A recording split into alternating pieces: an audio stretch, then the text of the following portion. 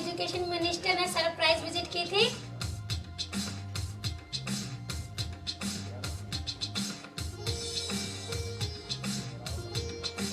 अब हमारे स्कूल में सब्जेक्ट्स को बहुत ही प्रैक्टिकली और इनोवेटिवली कराया जाता है, जिससे लर्निंग बहुत ही इनहैंस हुई है। ऐसा पहले कभी नहीं हुआ।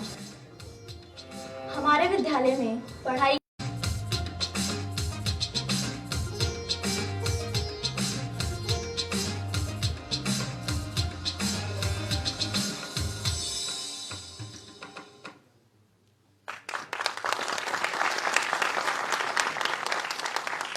तो देखा साथियों आपने किस प्रकार से दिल्ली में सरकारी स्कूल किस प्रकार से हो गए हैं केजरीवाल मॉडल के बाद।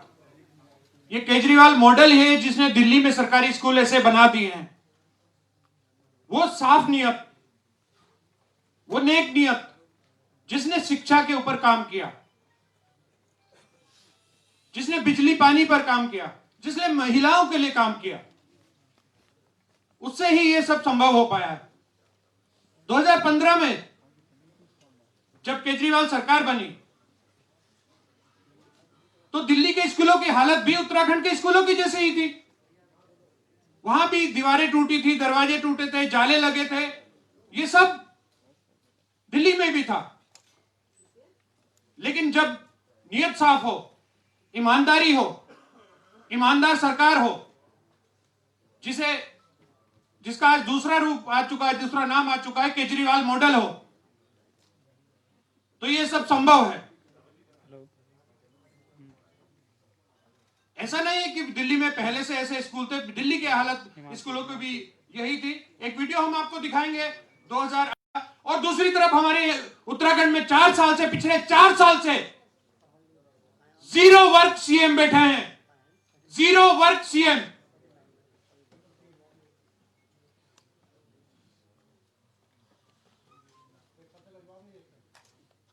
जी, हमारे माननीय शासकीय प्रवक्ता मदन कौशिक जी, जो हमारे वरिष्ठ मंत्री जी हैं, उन्होंने कहा है कि मैं आऊंगा, चर्चा करूंगा, खुली बहस में आऊंगा। हमें इंतजार है। हमें नहीं लगता कि वो भागेंगे। हमें बिल्कुल नहीं लगता कि मदन कौशिक जी चर्चा से भागेंगे। वो आएंगे, हमें उम्मीद है। आइए साथियों, आपको एक और वीडियो दिखाते हैं। 2015 में सरकार बनी, क्या हालत है। वीडियो 3। आजादी के 69 साल। इन 69 सालों में दिल्ली के सरकारी स्कूलों की हालत, जहां लाखों बच्चे पढ़ते हैं, उन्हें बद से बदतर होता देखा है हमने। कैसे लगा जाने गंदगी का ढेर बना रखा है लोगों ने स्कूल में। अगर सफाई नहीं होगी स्कूल में तो कंपनी के ऊपर रोजाना 2000 रुपए का जुर्माना लगेगा। रोजाना, एक दिन नहीं। वो काम नहीं करे उसकी छुट्टी कर देना। ये सब बड़े के साथ ये देखना क्या बना रखा है। ये स्कूल है, खबर खाना। कोई बच्चा गया है कंप्यूटर में? पहले मेरे को ये बताइए कि आपने आज तक कंप्यूटर लैब में किसी दिन बच्चे बुलाए हैं कि नहीं बुलाए हैं? झूठ क्यों बोल रहे थे आप मेरे से कि आपके पास बच्चे आते हैं? रिएक्शन क्या हुआ? तस्वीरें दिल्ली के प्रेसिडेंट स्टेट में बने सरकारी स्कूल की हैं। आप देख सकते हैं कि दिल्ली के उप मुख्यमंत्री मनीष सिसोदिया के स्कूल में छापेमारी चल रही है। प्रिंसिपल को ऑन द स्पॉट सस्पेंड कर दिया गया और फूड प्रोसेसिंग टीचर की नौकरी चली गई। ये प्रैक्टिकल है। तो प्रैक्टिकल क्लास में बैठ के हो रहा है। क्यों बना रहे हैं यार बच्चे पी सकते हैं इसको? आप चाहोगे कि आपका बच्चा नहीं दूसरा बच्चा को भूख ला रहे हो? फिर बच्चे का बच्चे नहीं चाहोगे? अच्छा, टूटी पड़ी पॉइंट कब तक कैसे पढ़ पाएंगे?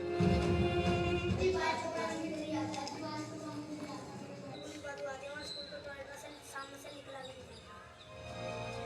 इसका भविष्य हम थोड़ी है जो प्राइवेट स्कूल में पढ़ते हैं, वो है हम तो सरकारी स्कूल में पढ़ते हैं। दिल्ली के सरकारी स्कूलों में 16 लाख बच्चे पढ़ते हैं। आज तक की किसी भी सरकार ने शायद उनके बारे में सोचा ही नहीं।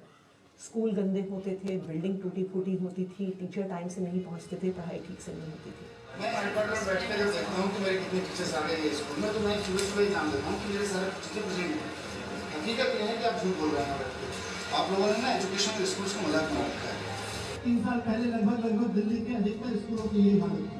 ऐसे में समझ नहीं आता था कहाँ से शुरू करें, लेकिन हिम्मत लगाई और लग गए काम करने पे। बजट बढ़ाया, सस्पेंड किया जो काम नहीं करने वाले लोगों को, जो अच्छा काम करने वाले थे उनको अवार्ड दिया। मैं खुद आता था, ऑफिसर्स आते थे, इंजीनियर्स आते थे, एस्टेट मैनेजर्स की नियुक्ति करी। मेरी साइड से सब कुछ सही है, वहाँ से बीच में कहीं डिस्कनेक्ट कर दिया और उसके बाद फिर लाइव जा ही नहीं रहा है उस साइड से। मेरे साइड से तो भैया रिकॉर्डिंग भी हो रही है, कास्टर जो है उसमें लाइव आ रहा है, फीड आ रहा है। उसको ऊपर यहाँ से वहाँ तक चिमनी लगा देते हैं, जैसे किचन वाले से। लोग बिल्कुल नहीं सुनो आप, मैं सबके फोटोग्राफ लेके आ रहा हूँ, इसको करें जितने ये किस को कर रहे हैं ना।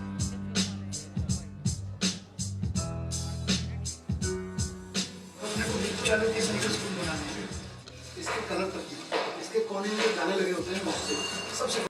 और बेशक उससे ज़्यादा मैं जाना चाहता हूँ एक एस्ट्रोनॉमिकल रिसर्च सेंटर में। मैं एक अच्छा डॉक्टर हूँ और मुझे स्कूल हर वो फैसिलिटीज दे रहा जो मुझे स्टूडेंट के लिए चाहिए। मुझे रनिंग बहुत अच्छी लगती है। 100 मीटर की रेस में मैं इंडिया को गोल्ड मेडल दिलाना चाहता हूँ। मेरा सपना है कि मैं एडवोकेट बनूं। मैं बड़ा होकर एक प्रोफेशनल सिंगर बनना चाहता हूँ। ड्राइंग के उसमें इंटरनेशनल लेवल में इसमें काम करना चाहता हूँ।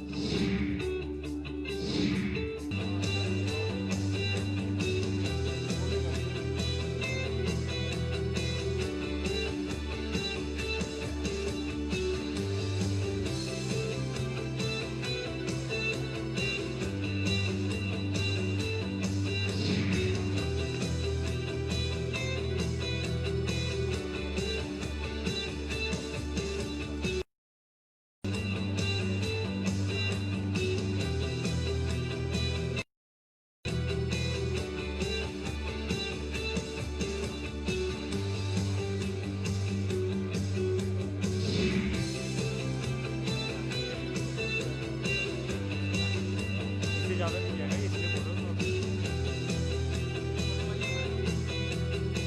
दिल्ली के अंदर जो शिक्षा के क्षेत्र में क्रांति हो रही है उसकी चर्चा पूरी दुनिया के अंदर हो रही है। दिल्ली के अंदर अब लोग अपने बच्चों को प्राइवेट स्कूल से निकाल के सरकारी स्कूलों में भर्ती करा रहे हैं। शायद भारत के इतिहास में ये पहली बार हो रहा है। आसान नहीं था ये करना। 3 साल पहले जब शुरू किया था तो सबसे पहले तो पॉलिटिक्स आ गया, पॉलिटिक्स को भी किनारे कर दिया तो एलजी साहब आगे।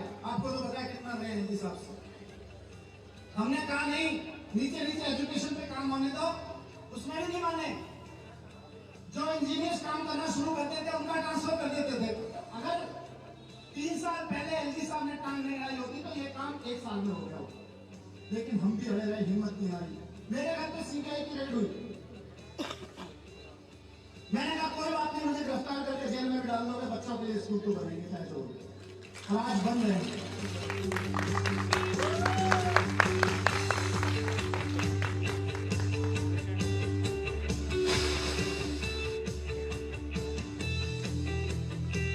हम बार बार कहते हैं कि बच्चे देश का भविष्य होते हैं, लेकिन अगर हम 100% बच्चों को, देश के एक एक बच्चे की एजुकेशन पर ठीक से काम नहीं करेंगे तो देश का भविष्य कैसे बनेगा। सिर्फ 5% बच्चों को शानदार एजुकेशन और 95% बच्चों को काम चलाऊ एजुकेशन, इससे तो देश नहीं खड़ा।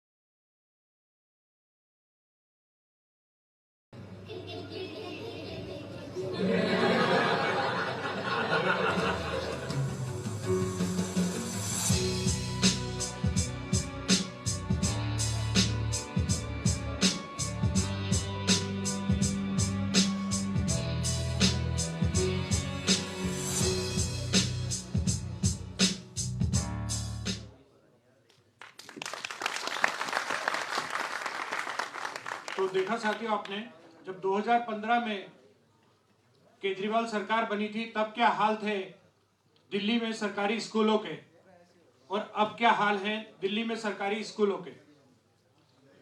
असल में उसके लिए काम की नेक नियत।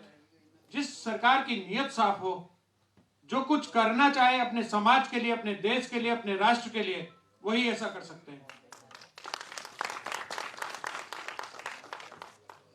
हमने इस कार्यक्रम के शुरू में एक नारा लगाया था, जय उत्तराखंड।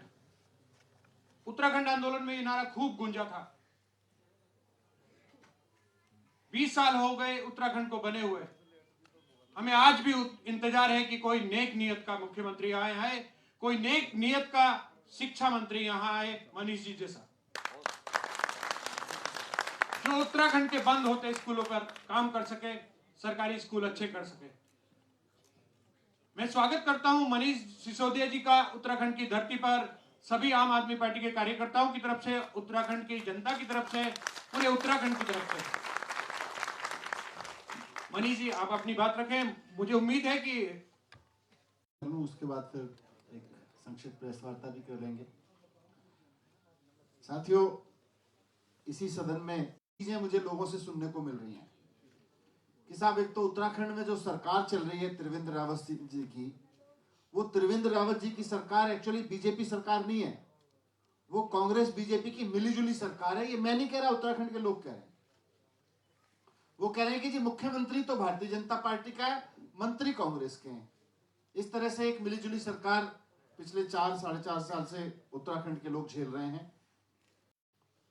तो दिल खुश हो गया। यकीन मानिए, मैं पत्रकार रहा हूं, पत्रकार के साथ साथ आंदोलन में रहा हूं, एक भारत का नागरिक हूं, अपने देश से प्यार करता हूं, अपने देश के लोगों से प्यार करता हूं, अपने देश की व्यवस्थाओं से प्यार करता हूं, और उसमें बहुत सारी चीजों में सुधार चाहता हूं। मैं एक पार्टी से बिलोंग करता हूं, लेकिन मुझे बहुत खुशी हुई कि काश हमारे देश में अब शायद वो स्थिति आ जाए कि दो पार्टियों के नेता आमने सामने बैठ के, मीडिया के सामने, जनता के सामने बैठ के चर्चा करेंगे। ये लोकतंत्र के लिए बहुत मजबूती का विषय होगा। ये लोकतंत्र के लिए बहुत मजबूती की स्थिति होगी कि सत्ता में बैठे हुए लोग कहें कि हमने क्या क्या किया है, विपक्ष में बैठे हुए लोग पूछें कि भाई आपने ये नहीं किया, या दो राज्य सरकारें, दो अलग अलग पार्टियों की सरकारें आमने सामने बैठ के बात करें कि साहब त्रिवेंद्र रावत मॉडल में ये हमने अच्छा किया है, केजरीवाल मॉडल में हमने ये अच्छा किया है, हम भी बताएंगे। मुझे ये बात सिर्फ आम आदमी पार्टी की नहीं है, मुझे ये अपने लोकतंत्र में, भारत के लोकतंत्र में एक बहुत अच्छी शुरुआत होती दिखी। और मुझे सच बताऊं, मेरे मन में मदन कौशिक जी का सम्मान बढ़ा। मुझे लगा शायद वो लोकतंत्र को मजबूत करने के लिए आगे आएंगे। मैं मदन कौशिक जी को व्यक्तिगत रूप से नहीं जानता, बहुत सारे लोग बहुत सारी बातें कहते हैं उनके बारे में, मैं उस पर कोई टिप्पणी नहीं करता, लेकिन उनके उस वक्तव्य से जब, क्योंकि लोकतंत्र में चर्चा ही लोकतंत्र,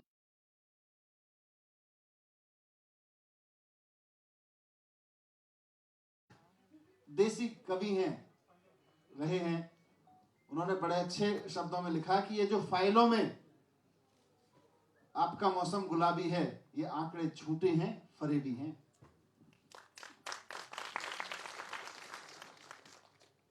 तो ये 100 योजनाएं हो सकता है उन्होंने कागजों पे बना के रखी हो त्रिवेंद्र रावत जी ने, लेकिन अगर जमीन पे उतरी होती, जमीन पे लोगों को फायदा हुआ होता, शिक्षा में कुछ स्कूल अच्छे हुए होते, प्राइवेट स्कूलों की फीस कम हुई होती या रोकी होती, बिजली सस्ती की होती, पानी पे कुछ काम किया होता, रोजगार, महिला सुरक्षा पे काम किया होता, तो आते जरूर। असलियत यह है कि कोई काम नहीं किया, इसीलिए आए नहीं। मैं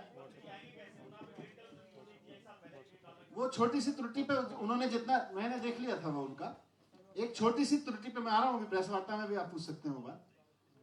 छोटी सी त्रुटि पत्र में, और उसके बाद दूसरा पत्र भी, दूसरी ईमेल भी उनको भेज दी उसी वक्त, और उसी दिन ट्वीट करके भी कह दिया था। तो उस पर जितना ध्यान दिया, उतना ध्यान अगर उत्तराखंड के स्कूलों पे देख लिए होते तो एक आध स्कूल ठीक हो जाता।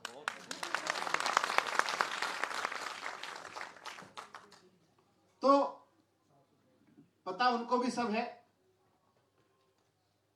अब लोग नहीं बताया, मैं तो 2 बार से घूम के गया, यहाँ तीसरी बार भी आज आया हूं तो लोग बता रहे हैं जी कि साहब काम नहीं हुए, भ्रष्टाचार खूब हुआ है। त्रिवेंद्र रावत जी के एक सहयोगी विधायक हैं पूरन फरतेयाल जी, वही काफी कुछ बताते रहते हैं। भारतीय जनता पार्टी के नेता, यहां तक कि सरकार में मंत्री भी हैं कई लोग, जो बताते रहते हैं कि उनके साथी हरक सिंह रावत जी क्या कर रहे हैं। कई लोग जिक्र करते रहते हैं, उसका मुझे कहने की जरूरत नहीं है। मुख्यमंत्री जी के ओएसडी के बारे में भी सुनने को मिलता है कि साहब उन्होंने भी बड़ी सेल कंपनियां बना के कुछ मनी लॉन्ड्रिंग वगैरह कर रखी है। इसके बारे में भी कई मीडिया की खबरें मैंने देखी। मैंने देखा कि उनके भी वो हरीश रावत जी के बारे में कोई स्टिंग आ गया, पता चला इनके बारे में भी आ गया। दोनों स्टिंग के बाद चुप हो गए, बोले हम तुम्हारे स्टिंग के बारे में नहीं बोलेंगे, तो हमारे स्टिंग के बारे में मत बोलना, आपस में सेटिंग हो गई है। अगर आप उत्तराखंड के बच्चे से भी जाके पूछोगे भाई उत्तराखंड में ऐसा कौन सा नेता है जिसने सामान्य दूध की दुकान चलाने से जिंदगी शुरू की और आज करोड़ों की प्रॉपर्टी का मालिक बनकर बैठा हुआ है, तो मुझे नाम बताने की जरूरत नहीं, उत्तराखंड का बच्चा बता देगा उसका नाम। तो ऐसे में जब बच्चा भ्रष्टाचार गिनाने की स्थिति में हो तो काम गिनाने की स्थिति कहां से आएगी? काम किए हो तो काम गिनाएंगे, काम किए नहीं, भ्रष्टाचार किया तो फिर भ्रष्टाचार की गिनती जनता करेगी और अगले चुनाव में करेगी। अभी आप जाके पूछो कि साहब वो सूर्यधार झील के डेवलपमेंट से पहले अपने घर का डेवलपमेंट करने के लिए जमीन किस किसने खरीद ली, तो लोगों जनता के पास लिस्ट है कि किस किसने वह जमीन खरीद ली है और किस किसका डेवलपमेंट से पहले प्री डेवलपमेंट हो रहा है। तो ये सब बातें हैं। यूके का बच्चा उत्तराखंड का बच्चा इस बात को बात कर रहा है। मैं जगह जगह लोगों की बात सुनता हूं, स्प्रिंग सुनता हूं, कहीं बैठ जाता हूं, कई जगह सुनने को मिलता है यार उत्तराखंड में क्यों नहीं हो सकता जो दिल्ली में हो गया। अभी आपने देखा वीडियो 3 साल में हो गया है, वीडियो जो पहला वाला दिखाया जिसमें बच्चे सुना रहे थे अपनी कहानी। 2015 में सरकार आई थी और 3 साल के अंदर अंदर दिल्ली के सरकारी स्कूलों की तस्वीर बदलने लगी थी। और आज तो यह हो गया है कि 98% रिजल्ट आता है दिल्ली के सरकारी स्कूलों का। 3 साल से लगातार प्राइवेट स्कूलों से रिजल्ट आगे आ रहा है। आज दिल्ली में सरकारी स्कूल है, उत्तराखंड में एक भी हो तो बताओ जहां से सरकारी स्कूल से पढ़ाई करके बिना कोचिंग के बच्चे आईआईटी में जा रहे हैं, जेईई क्रॉस कर रहे हैं, नीट क्रॉस कर रहे हैं। तो मैं इसलिए ये बात रख रहा हूं क्योंकि उत्तराखंड में अब ये बात उठ रही है कि साहब अगर ये काम दिल्ली में सरकारी स्कूलों में हो सकता है तो उत्तराखंड के सरकारी स्कूल क्यों बंद हो रहे हैं? अगर दिल्ली की 70% आबादी को फ्री बिजली मिल रही है, हर महीने बिजली के बिल 0 आ रहे हैं, तो उत्तराखंड में क्यों नहीं आ सकते? अगर दिल्ली में प्राइवेट स्कूलों को 5 साल फीस नहीं बढ़ाने दी गई तो उत्तराखंड में फीस क्यों बढ़ रही है, यहां क्यों नहीं रोकी जा सकती? अगर दिल्ली में महिलाएं बस में फ्री चल सकती हैं तो उत्तराखंड में क्यों नहीं चल सकती? ये बात दिल्ली के लोग पूछ रहे हैं, उत्तराखंड के लोग अब पूछ रहे हैं और आज जवाब भी दे रहे हैं। और मैं यहां बैठे अपने साथियों से भी कहना चाहता हूं कि तैयारी करिए। उत्तराखंड के लोगों में दिल्ली के काम का सम्मान है। उत्तराखंड की सरकार पे केजरीवाल मॉडल के सामने खड़े होने की हिम्मत नहीं है, बहस करने की हिम्मत नहीं है। तो आप बैठें, तैयारी करें और मजबूती से चुनाव की तैयारी करें। 2022 के चुनाव में मुकाबला केवल और केवल भारतीय जनता पार्टी और आम आदमी पार्टी के बीच होना है और आम आदमी पार्टी की सरकार है। तो सब लोग मेहनत करें। अब मैं रिक्वेस्ट करूंगा संजय जी से आगे प्रेस पर, क्योंकि अब मैं मान सकता हूं कि इतना लंबा इंतजार के बाद तो शायद मंत्री जी अपनी बात से पलट गए हैं और अपने ही दिए न्योते को वो भूल गए हैं या उससे भाग रहे हैं। भारतीय संस्कृति कहती है कि मुकाबला किया जाए, भारतीय संस्कृति कहती है कि लोगों के लिए काम किए जाए और फिर डट के मुकाबला किया जाए। भारतीय जनता पार्टी की संस्कृति कहती है कि चुनौती दी जाए और भाग जाया जाए। ये उत्तर प्रदेश में भी इन्होंने ये किया था। जब हमने कहा उत्तर प्रदेश में चुनाव लड़ेंगे तो उनके मंत्रियों ने कहा आइए चुनाव लड़िए, बहस करिए हमसे, क्या किया आप लोगों ने, हमने क्या किया बताते हैं। हमने कहा आ जाते हैं। वहां के मंत्री जी भी भाग गए। यहां भी इन्होंने कहा आप यहां आ जाओ, हम वहां जाएंगे, बात करते हैं। यहां के मंत्री जी भी यहां तो नहीं आए। तो ये भारतीय जनता पार्टी की संस्कृति समझ में आ रही है कि भाग जाओ। भारतीय संस्कृति कहती है मुकाबला करो और बीजेपी की संस्कृति कहती है निकल लो, चुपचाप निकल लो। मैं फिर से इस उम्मीद में कि हो सकता है उनका मन हो दिल्ली में ही बात करें, मैंने अपनी चिट्ठी में दूसरी रिक्वेस्ट भी की हुई है। 6 तारीख को मैं दिल्ली में उनका इंतजार करूंगा। दिल्ली में उनको स्कूल दिखाऊंगा, अस्पताल दिखाऊंगा, मोहल्ला क्लिनिक दिखाऊंगा, बताऊंगा कि कैसे 70% जनता को बिजली फ्री कर दी केजरीवाल सरकार ने, केजरीवाल जी ने। बताऊंगा कि कैसे केजरीवाल जी ने उतने ही संसाधनों में स्कूल बढ़िया कर दिए, सड़कें बढ़िया कर दी। ईमानदार राजनीति कैसे होती है वो बताऊंगा मैं। तो मैं उम्मीद करूंगा कि आज तो नहीं आए, लेकिन हो सकता है 6 तारीख को वो दिल्ली पधारे। मैं ओपन निमंत्रण दे रहा हूँ, 6 तारीख को दिल्ली आए, लिख के भी मैंने उनको दिया हुआ है। अब मैं संजय जी से रिक्वेस्ट करूंगा आगे प्रेस के साथ संवाद के लिए बाकी साथियों को जी धन्यवाद मनीष जी। मैं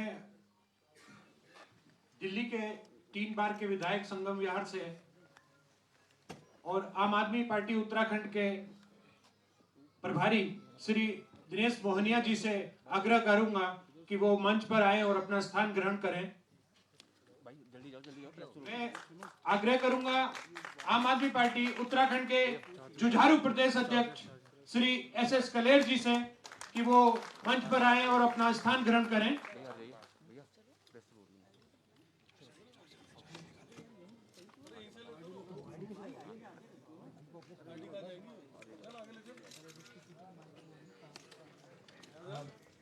प्रेस के मीडिया के सभी साथियों से अनुरोध है कि प्रेस कॉन्फ्रेंस के लिए धन्यवाद।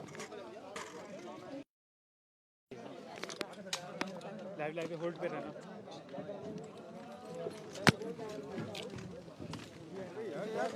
चार्जर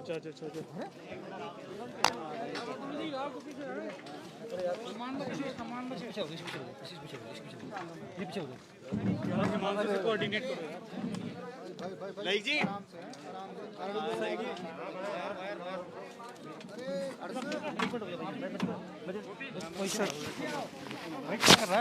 एडजस्ट कर लेंगे। चलो ट्राइपॉड रखा पीछे, रखा हुआ है, लाओ तो चलो।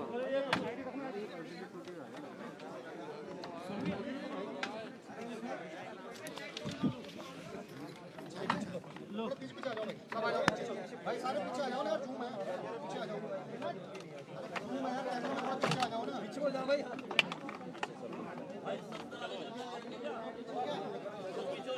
सर ठीक है बोले सर, आज डिबेट कार्यक्रम था लेकिन आपका चैलेंज था और राज्य सरकार के प्रवक्ता ने कबूल नहीं किया, पहुंचे नहीं आप।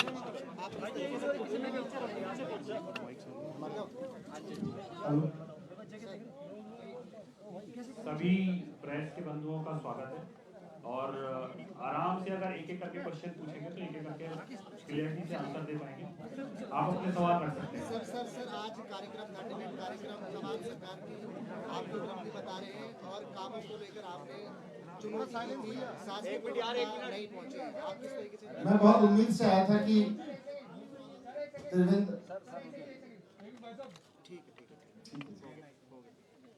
ठीक है जी, सेकंड जी सर ठीक है।